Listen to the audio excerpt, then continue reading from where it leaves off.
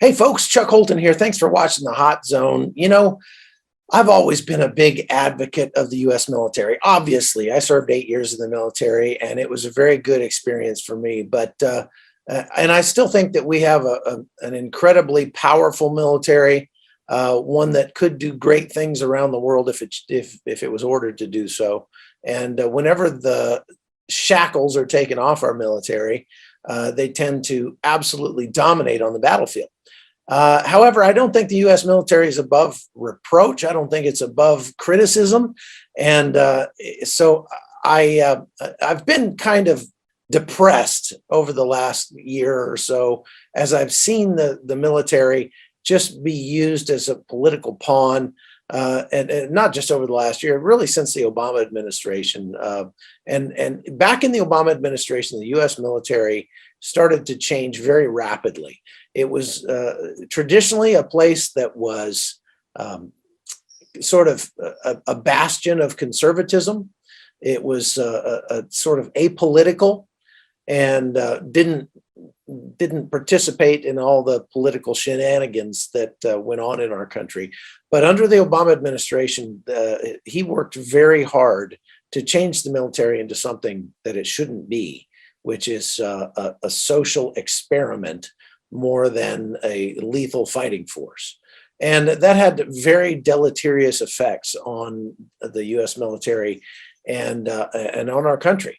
And so today, the military spends an inordinate amount of time training for woke causes, training for sensitivity, trying to we're telling our commanders that they have to try to defeat our enemies and adversaries without actually offending them, and that's pretty difficult. But not only that, as we watch the pullout around in Afghanistan, and we're actually withdrawing all around the world, our power wanes as a nation to affect the conversation. And what that does to the U.S. military is it really just tanks morale. So what we're seeing is a huge spike in suicides, even as combat operations have gone down. Very often we have tried to equate the high suicide rate in the military with post-traumatic stress from combat. I've shown in many of my podcasts that that's not the case, that a very, very small number of US military personnel actually ever experience real combat. And of those, the suicide rate is not that much higher than the society at large. But the spike in suicides in the US military, I think, comes down to several things. And first of all, that the morale is low.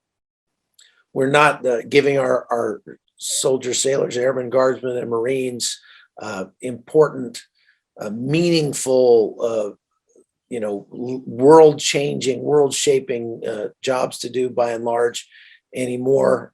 We are, like I say, subjecting them to tons of very divisive political stuff. They're shutting down operations in order to do more sensitivity training, in order to root out what they see as conservatism or white supremacy. See, they equate those two things. If you're a conservative in the U.S. military, then you must be a white supremacist by the government's definition today. And there's a lot of people who didn't sign up for that. There's a lot of people who just didn't sign up for that. So I say all that to say this: it was really encouraging to go and spend some time with the 212th Rescue Squadron up in Alaska. While I was up there a couple weeks ago, I got a chance to go and talk with some of the guys from the Pararescuemen. These are highly professional guys, a couple years in the training pipeline, and then they train for the rest of their career, and they have a heck of a lot of fun doing it, I'll tell you what. And they're doing a lot of really good things right now. And I think that one of the reasons why the morale is so high in the 212th Rescue Squadron is, number one, they've got a really good commander. They've got a commander who understands the guys and what they need and what they're there for, and lets them do their job. And number two, they're doing important real world work saving lives in Alaska. And so I wanted to show you this piece that I made about the 212th Rescue Squadron. Check this out. For the past 2 decades, this small Air Force pararescue unit in Alaska has spent years serving in war zones around the globe, and it gives them a special perspective on the recent pullout from Afghanistan. Afghans weren't handing babies off to Russians when the Russians left, you know what I mean? So it could have been that bad if people are literally killing themselves to go wherever the Americans are going, you know? And that told me, when I saw that heartbreaking footage, when we see these things kind of maybe falling apart, I took a little bit different view. It kind of made me feel good to know, like, hey, we must have done something right, because the Afghan people obviously want what we have. And the lessons these specially trained rescuers learned overseas are getting put to good use. Places like Horn of Africa, Iraq, Syria, Afghanistan, what was Afghanistan, you know, we're also part of our responsibilities. Between real-world evacuations with our C-17s, hurricane support, search and rescue missions here in Alaska, nobody really tops us in the experiences that we get. Not to mention the, you know, things like the NASA manned spaceflight support, the rescues around the country, the domestic operations, and then of course our normal, you know, just rotations overseas. This warehouse full of toys is one of the coolest things I've ever seen. And all of this equipment belongs to the 212 Rescue Squadron. They use it not only in combat, but in the real world missions that they're doing on a weekly, if not daily basis here in the state of Alaska, serving the people of this state and using the skills that they've learned in combat to make a difference right here at home. As an example, in the last 48 hours, we have conducted one mission, a medical emergency for an abdominal patient. We did respond to a bear attack, both the C-130 and the 60, with 4 PJs total. And then this morning we had confined space training going on, as well as military free fall and tandem training from the C-130. So that's just 48 hours in Alaska. These challenging missions require training in almost every extreme sport imaginable, so sometimes it's hard to believe they get paid to have this much fun. We're a very tight-knit community up here, so it's kind of hard not to have fun, even when things are a little bit miserable, which Alaska can throw some miserable conditions at you. People seem to still have a smile on their face. And their record speaks for itself. The men and women of the 212th Rescue Squadron find it encouraging to see all that experience being used to help their fellow Americans. Yeah, I'm hesitant to say that we have fun, because as soon as somebody finds out you actually enjoy your job, they find ways to ruin it. But yeah, right now this is probably the best job on the planet. From Anchorage, Alaska, I'm Chuck Holton for CBN News.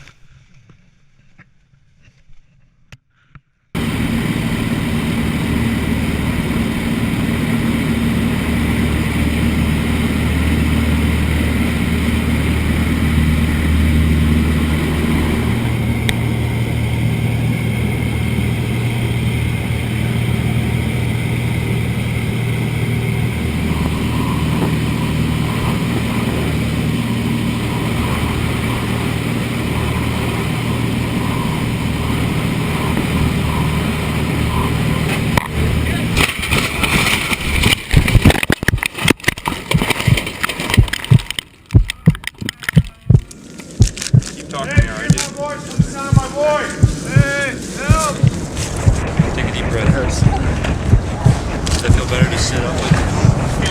20 people in the cabin. Bring them up to the cabin door. 100 feet. 100 feet. Just below the cabin. Bring them up and inside the cabin. Since July of '94, over 2,000 lives saved in the state of Alaska from this office. That's all different agencies that we've used. State troopers, United States Coast Guard, National Park Service. We use the Alaska Mountain Rescue Group. Civil Air Patrol is a huge asset that we rely on. People know that when they're going out recreating, and if they get lost or in distress, they can count on us to come and look for them.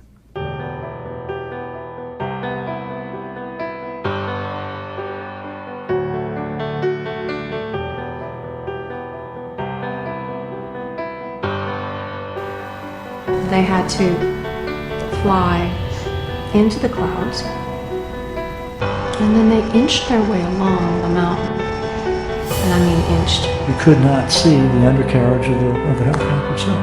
It was that thick. And then the pararescue jumpers burst out of this fog and sunlight. He leans up to the plane and looks at me and says, "Hi, I'm here to help." I believe it's two miracles, no question. Thank you would, of course, be the first thing that would come out of my mouth, but I feel like I owe it to them to keep in contact a little bit, just to let them know that I'm recovered and I'm taking ownership of my recovery, and I'm making sure that I get back to that 100% functional state.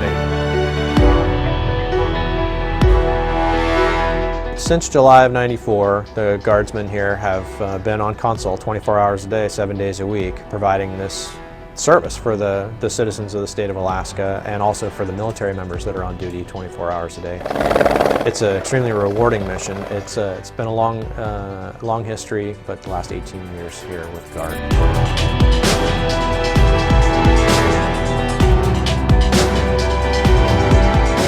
Is seamless as it is, and like I said, we train all the time for this stuff, and we're a bit inoculated to it, but you know, at night we do sit and think about the gravity and intensity of the things that we are asked to do, but it's always in hindsight.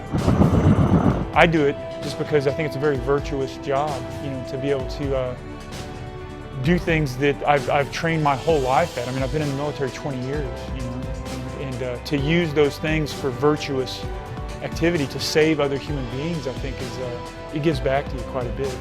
You know. Helicopter crews to maintenance to forward surgical teams at the hospitals to, I mean, everybody. I mean, it is a completely total team concept. It takes everybody to get the job done and the mission accomplished. And it's just, you know, it's not about one individual. It's about everybody.